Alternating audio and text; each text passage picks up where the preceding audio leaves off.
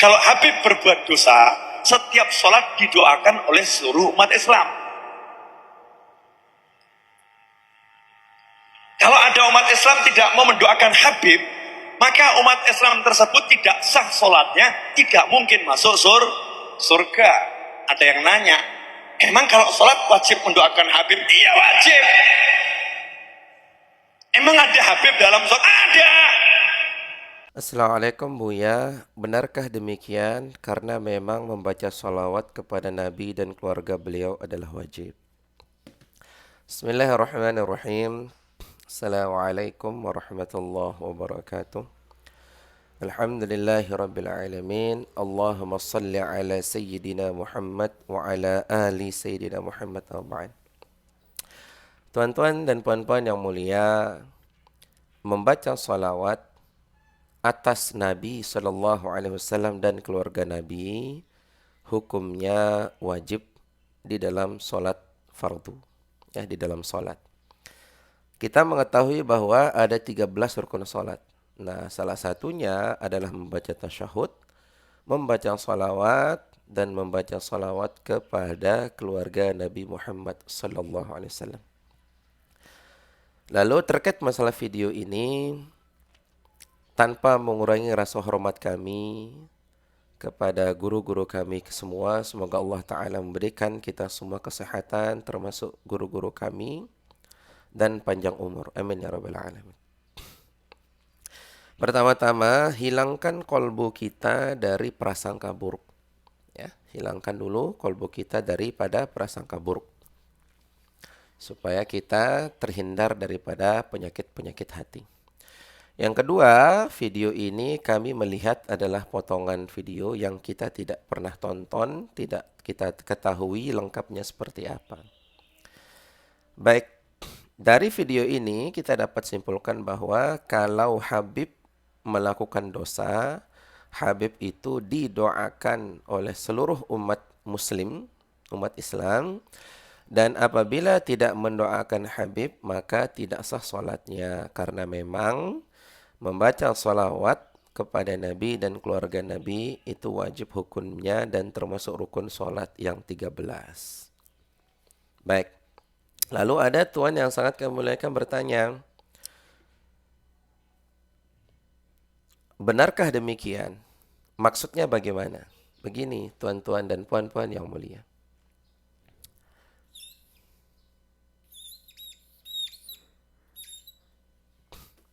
Ya. Muhammad sallallahu alaihi wasallam. Muhammad ini maknanya dua. Yang pertama, Muhammad sebagai sosok, ya. Yang kedua, Muhammad sebagai asensi. Maksudnya apa? Muhammad sallallahu alaihi wasallam sebagai sosok dan Muhammad sallallahu alaihi wasallam sebagai esensi. Maksudnya sebagai sosok ini pada kedudukan syariat, Muhammad sebagai esensi pada kedudukan hakikat. Ya. Ini hakikat, ini syariat. Nah, perhatikan. Maksudnya seperti apa? Kalau Muhammad sebagai sosok, ya, kalau Muhammad sebagai sosok pada kedudukan makom syariat, maksudnya adalah orangnya. Orangnya.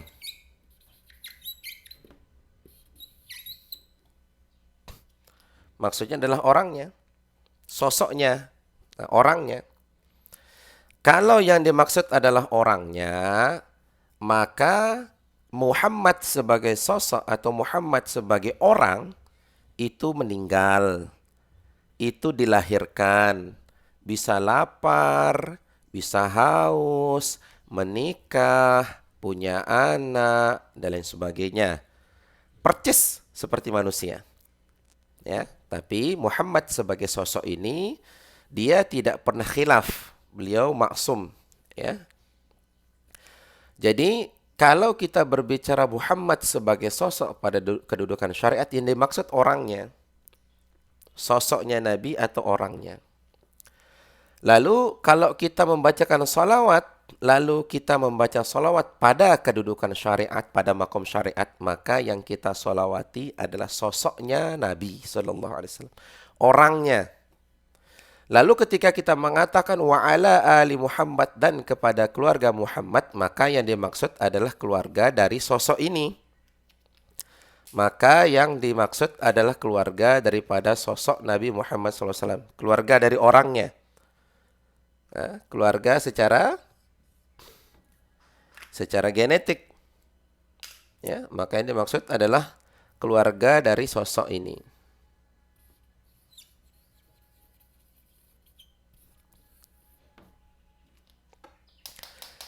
Jika kita membaca salawat pada kedudukan syariat, maka yang kita salawati adalah sosoknya atau orangnya. Yang lahir, yang meninggal, dan sebagainya. Kalau kita membaca salawat kepada keluarga Muhammad sebagai sosok atau pada kedudukan syariat, maka maksudnya keluarga secara genetik. Siapa saja di sini termasuk Abu Jahal, Abu Lahab yang ada hubungan darah dengan Nabi Shallallahu Alaihi Wasallam secara biologis. Termasuk Abu Jahal, Abu Lahab ngikut di sini. Termasuk semua keturunan Nabi Muhammad Shallallahu Alaihi Wasallam, keluarga Nabi yang ada jalur nasabnya, yang ada jalur biologisnya, termasuk ke sini. Nah, masuk dia ke sini. Ini kalau kita berbicara Muhammad sebagai sosok. Lalu yang kedua, Muhammad sebagai asensi pada kedudukan hakikat. Maksudnya siapa? Kalau kita berbicara Muhammad sebagai asensi, maka yang dimaksud bukan orangnya atau bukan sosoknya Muhammad. Yang dimaksud sebagai asensi Muhammad adalah orang yang mengikuti Quran. Orang yang ikut Quran. Maksudnya seperti apa? Begini. Muhammad sebagai sosok, maksudnya orangnya. Muhammad sebagai asensi adalah orang yang mengikuti Quran. Sedangkan Muhammad itu berakhlak seperti akhlaknya Quran. Jadi yang dimaksud Muhammad sebagai asensi adalah semua orang, ya, semua orang yang mengikuti akhlak Nabi, yang mengikuti perangainya Nabi, yang mengikuti syariatnya Nabi, yang sidik amanah tabligh fatanah, yang mengikuti akhlak Al-Quran. Semua orang, siapapun. Ya. Siapapun yang mengikuti akhlaknya Nabi, yang mengikuti Quran, ya, yang sidik amanah tabligh fatanah, yang mencontoh-contoh akhlak Nabi Sallallahu Alaihi Wasallam, maka dia adalah Muhammad sebagai asensi. Kenapa bisa demikian? Nah, nanti kita bedah lagi ini ya. Kita selesaikan dulu ini, nanti saya hapus. Nanti saya jelaskan kenapa bisa demikian.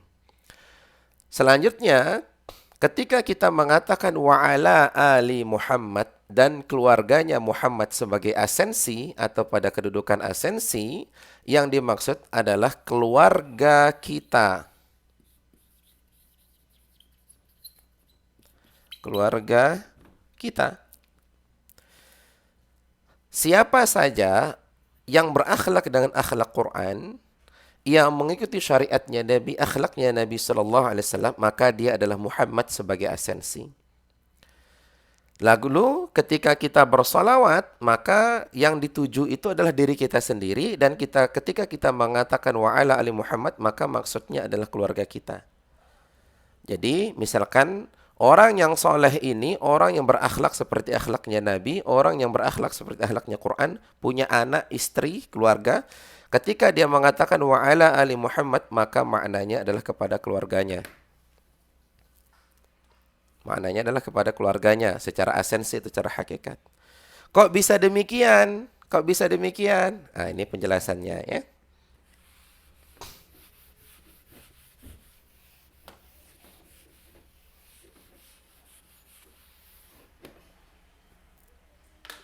Baik, ini penjelasannya.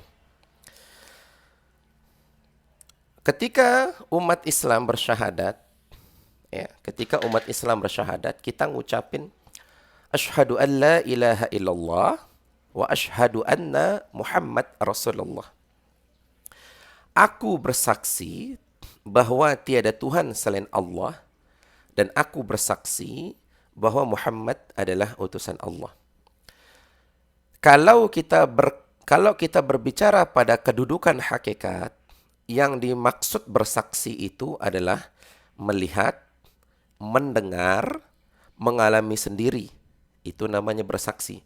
Kalau kita nggak pernah lihat, nggak pernah dengar, nggak pernah ngalami sendiri, nggak pernah pegang, terus kita bersaksi, maka kesaksiannya batal. Kalau kita berbicara pada kedudukan hakikat.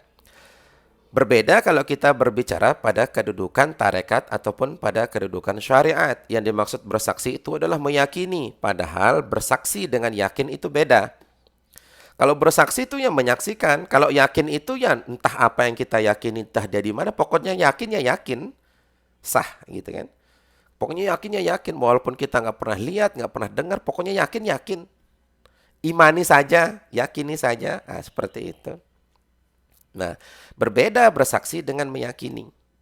Nah, ketika kita mengatakan asyhadu an la ilaha illallah, aku bersaksi tidak Tuhan selain Allah, maka Allah yang sedang kita saksikan saat ini dan terus mendatang ke depan, itu nyata real. Ketika kita saksikan asyhadu an la ilaha illallah, real kita saksikan Allah. Baru kita bersaksi. Nah, ketika kita wa asyhadu anna Muhammad Rasulullah dan aku bersaksi Muhammad adalah utusan Allah, jika yang dimaksud adalah Muhammad sebagai sosok yang tadi, yang lahir dan meninggal, maka kesaksian kita hari ini batal. Kenapa? Karena tidak ada satupun orang yang pernah melihat sosoknya Nabi Sallallahu Alaihi Wasallam, melihat fisiknya Nabi, mendengar secara langsung, memegang secara langsung, mengalami secara langsung sekarang. Siapa? Kalau yang dimaksud Muhammad sebagai sosok. Tetapi kalau yang dimaksud adalah Muhammad sebagai asensi, maka kita masih bisa persaksikan sampai hari ini. Karena Muhammad itu tak pernah mati.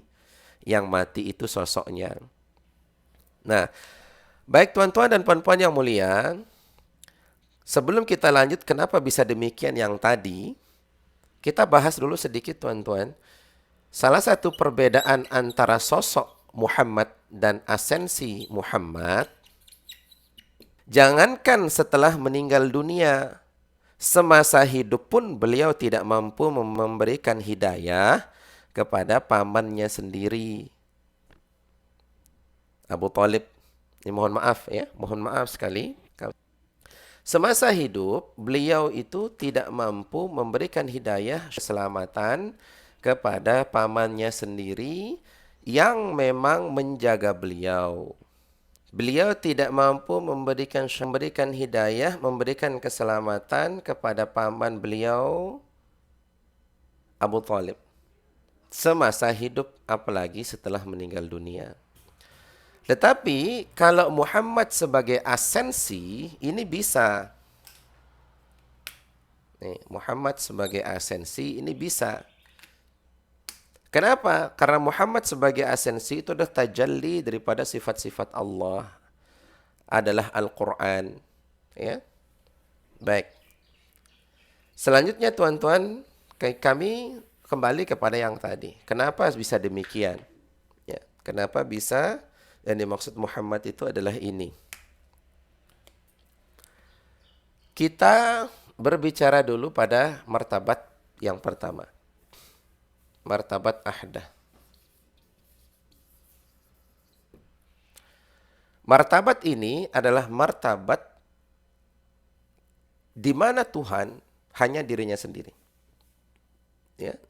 Di sini martabat zat Allah. Ini sebetulnya sudah saya jelaskan. Nanti buka aja YouTube kami atau Facebook kami. Martabat ahdah maksudnya adalah di mana Allah Subhanahu wa taala belum bergelar Tuhan, belum bernama Allah, belum memiliki sifat asma dan af'al. Hanya dirinya sendiri di dalam kerahasiaan atau zat mutlak Allah Subhanahu wa taala. Perlu kita ketahui bahwa konsep ruang dan waktu tidak berlaku di sini. Ya, jadi kita tidak bisa mengatakan sebelum, sesudah. Tapi kenapa saya menggunakan kata sebelum sesudah? Ini bahasa mubaligh saja, bahasa saya saja. Kalau di situ nggak ada ruang waktu itu nggak ada, karena belum Allah ciptakan. Nah, martabat yang pertama martabat ahdah, martabat zat Tuhan. Allah Subhanahu wa taala atau hakikat pemilik nama Allah Subhanahu wa taala yang bersembunyi yang di dalam kerahasiaan ini berkehendak menciptakan jin dan manusia menyembah kepadanya, berkehendak menciptakan langit dan bumi. Karena kehendaknya menciptakan langit dan bumi, maka memancar pada diri zat ini 3. Sifat, asma, af'al. Maka turunlah martabat yang pertama menjadi martabat yang kedua. Martabat wahdah. Di mana Tuhan sudah memiliki sifat, nama, perbuatan. Oke. Tetapi sifat, nama dan perbuatan atau sifat asma af'al ini belum nyata. Ya, belum nyata atau la ta'yin. Ketika Tuhan sudah memiliki sifat, nama dan perbuatan, bersembunyilah zat ini pada sifat, nama, perbuatan. Jadi sifat asma af'al itu dengan zat itu nggak bisa dipisahin. Nanti kalau tuan-tuan sudah duduk pada maqam ma'rifat, zat sudah tahu yang mana disebut zat Allah Subhanahu wa taala, ini terbukti nanti benar. Oke. Lalu ketika sudah pada kedudukan wahdah, martabat wahdah, sifat asma dan af'al di mana Tuhan sudah memiliki sifat nama dan af'al, lalu zat itu bersembunyi pada sifat asma dan af'alnya, muncul konsekuensi, muncul relasi, muncul hubungan. Tuhan ini, zat Allah ini menyifati dirinya dengan sifat yang disebut dengan maha menciptakan. Maka relasi daripada sifat itu harus ada yang diciptakan. Dia menyifati dirinya maha pengasih, maha penyayang. Maka relasi daripada sifat itu adalah harus ada yang dikasihi, harus ada yang disayangi. Karena pada martabat 1, 2, dan 3 hanya diri Tuhan saja. Tidak ada selain Tuhan, dirinya saja. Ketika Tuhan sudah menyifati dirinya, maka muncul relasi daripada sifat itu. Allah menyifati dirinya maha melihat, maka harus ada yang dilihat. Allah menyifati dirinya maha mendengar, harus ada yang didengar. Nah, karena relasi ini bertajalli sifat nama dan perbuatan Tuhan menjadi martabat yang ketiga, martabat wahidiyah. Apa itu martabat wahidiyah? Bertajalli sifat nama dan perbuatan Tuhan itu menjadi ini. Apa itu martabat wahidiyah? Martabat Nur Muhammad. Nah, martabat Nur Muhammad. Apa itu kalimat kun?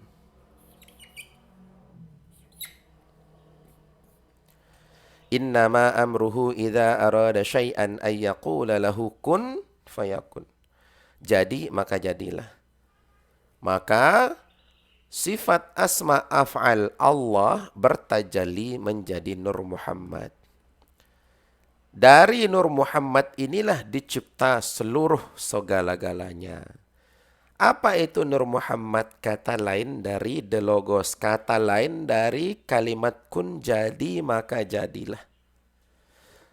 Maka jadilah inilah yang diwakilkan dengan titik yang ada di bawah ba. Bismillahirrahmanirrahim. Nah ini kan Bismillahirrahmanirrahim. Titik yang ada di bawah ba ini. Dari titik inilah terjadi alam semesta. Dulu alam semesta ini singularitas, langit dan bumi satu kesatuan. Jadi alam semesta itu sampai hari ini mengembang. Ketika ditarik waktu, ada masa di mana alam semesta inilah satu titik yang utuh atau yang disebut dengan singularitas. Singularitas itu adalah kenyataan daripada kun itu atau Nur Muhammad itu atau titik yang ada di bawah bak meledak lalu menjadi alam semesta. Nah, dari zat ini dihembuskan hembusan pertama menjadi Ruh Ahmad. Jadi hembusan pertama dari zat ini itu dikenal dengan istilah Ruh Ahmad. Lalu dari Ruh Ahmad ini menjadi martabat yang keempat. Alam arwah. Jadi Ruh Ahmad itu memancarkan nur. Nurnya lah yang disebut dengan Nur Muhammad. Jadi zat bersembunyi pada sifat asma af'al. Sifat asma af'al bertajalli menjadi Nur Muhammad, menjadi cikal bakal alam semesta.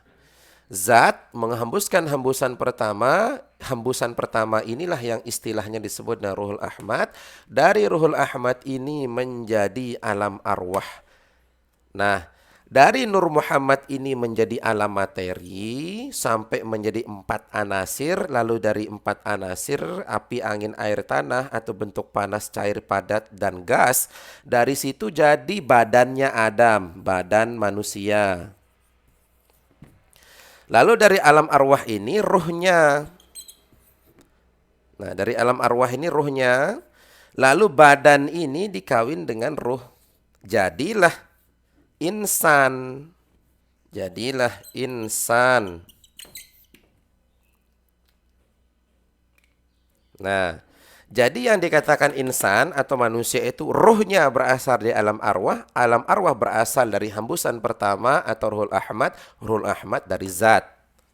Jadi ruh itu tidak dicipta langsung dari Allah, dari zat Allah. Makanya ruh itu amarnya Allah Subhanahu wa taala, urusannya Allah. Sedangkan badannya insan berasal dari 4 anasir, api, angin, air, tanah, bentuk panas, gas, padat, dan cair. Lalu itu berasal dari singularitas tadi. Jadi tubuh kita ini terdiri dari partikel dan atom. Partikel dan atom yang ada pada tubuh kita ini dulu sekali, alam semesta ini 13,8 miliar tahun. Ini berasal dari bintang-bintang ini. Atom-atom yang ada pada tubuh kita ini. Ya, itu berasal dari singularitas, dari kun fayakun, dari Nur Muhammad. Nur Muhammad adalah tajalli dari sifat asma af'al Allah. Sifat asma af'al Allah berasal dari zat. Dari zat turun menjadi Ruhul Ahmad, alam arwah jadi ruh. Dari zat turun menjadi sifat asma af'al, sifat asma af'al turun menjadi Nur Muhammad menjadi 4 anasir, menjadi badan manusia. Dikawin, jadilah insan. Inilah yang disebut Muhammad secara asensi. Mana dia insan ini? Kepala kita mim, dada kita ha, pinggul kita mim, kaki kita dal. Jadi Muhammad lah. Makanya Allah itu hanya punya satu hamba, yaitu Muhammad sebagai esensi. Kalau kita berbicara Muhammad sebagai esensi, maka Adam itu Muhammad, Isa itu Muhammad, Musa itu Muhammad, Ibrahim itu Muhammad. Kita juga Muhammad sebagai esensi, bukan sebagai sosok ya, bukan sebagai sosok. Nanti kalau sebagai sosok ngaku nabi, tidak ada nabi setelah Rasulullah SAW. Ya. Nah, maka kitalah Muhammad sebagai esensi itu. Tapi jangan kita ngaku Muhammad ngikut akhlak Abu Jahal, Abu Lahab. Jadi yang dimaksud Muhammad itu manusia yang mengikuti akhlaknya Nabi Muhammad SAW. Jadi role modelnya itu adalah Muhammad sebagai sosok. Nah, kita ngikut bagaimana cara Muhammad itu sebagai sosok. Maksudnya seperti apa? Sebut saja namanya Fulan. Ini contohnya, Fulan. Fulan ini ngikut akhlaknya Nabi sampai warga setempat melihat akhlak Nabi pada diri Fulan. Jadi yang dimaksud Muhammad sebagai esensi itu, ini kan saya Sukma Renjani Sasak. Saya punya pribadi, saya punya karakter. Nah, pribadi saya, karakter saya harus saya bunuh. Mutu qablal anta mutu, matikan dirimu sebelum kau mati. Karakter saya harus saya bunuh. Ego saya harus saya bunuh. Sukmarin jadi sasak tuh harus saya bunuh karakternya. Saya harus ganti karakternya menjadi karakter Muhammad.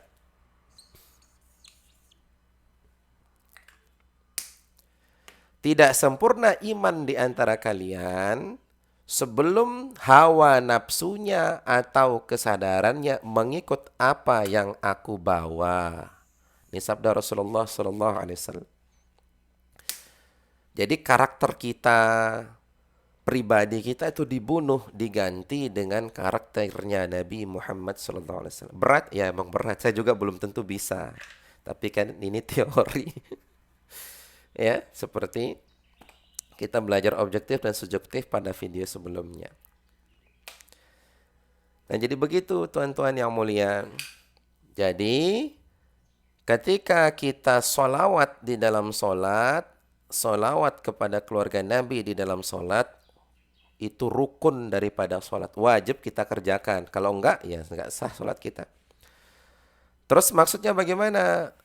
Kalau yang dimaksud adalah Muhammad sebagai sosok, kalau sosok itu orangnya, maka Muhammad sebagai sosok itu dilahirkan, meninggal dunia, ya. Kalau Muhammad sebagai sosok, maka keluarga yang dimaksud adalah yang ada hubungan darah dengan Rasulullah, termasuk Abu Jahal, Abu Lahab. Siapapun yang ada nasabnya kepada Nabi masuk ke situ. Pada kedudukan syariat kalau yang dimaksud Muhammad sebagai sosok. Tapi kalau yang dimaksud adalah Muhammad sebagai esensi, maka yang dimaksud adalah insan. Insan yang bagaimana? Insan yang mengikuti akhlaknya Nabi Sallallahu Alaihi Wasallam. Insan yang membunuh dirinya, bukan bunuh diri secara biologi, ini secara bukan. Maksudnya dimaksud itu membunuh diri, membunuh egonya. Membunuh karakter dirinya, membunuh karakter dirinya diganti dengan Muhammad. Karena insan ini asalnya dari mana sih? Oh, ruhnya insan berasal dari alam arwah. Alam arwah berasal dari ruhul ahmad. Ruhul ahmad, hembusan pertama dari zat. Jadi dalam diri kita ini, kita harus percaya diri. Kenapa? Karena dalam diri kita itu ada hembusan Rabbaniyah. Ada hembusan Tuhan pada diri kita. Jasad kita berasal dari 4 anasir. 4 anasir berasal dari singularitas. Singularitas adalah ciptaan daripada kun atau Nur Muhammad itu sendiri. Lalu dari sifat asma af'al, lalu dari zat. Jadi bisa dikatakan, aku ciptakan insan ini serupa dengan Allah. Nah, tapi sampai di sini dulu. Ya, nanti jangan ngaku Allah, salah lagi. Baik, tuan-tuan dan puan-puan yang mulia, mudah-mudahan bermanfaat. Agak berjulumet ya. Tapi kalau ini kan sebetulnya ini panjang, tapi saya coba sederhanakan. Sebetulnya ini panjang ya. Baik, tuan-tuan dan puan-puan yang mulia, yang ingin bergabung di grup khusus silahkan WA. Tentu ada syaratnya, ya karena memang untuk yang betul-betul belajar. Wallahu a'lam bishawab. Apabila ada salah kata, itu datang dari hawa nafsu kami. Namun apabila itu benar, itu datang dari Allah Subhanahu wa taala. Akhirul kalam, assalamualaikum warahmatullahi wabarakatuh.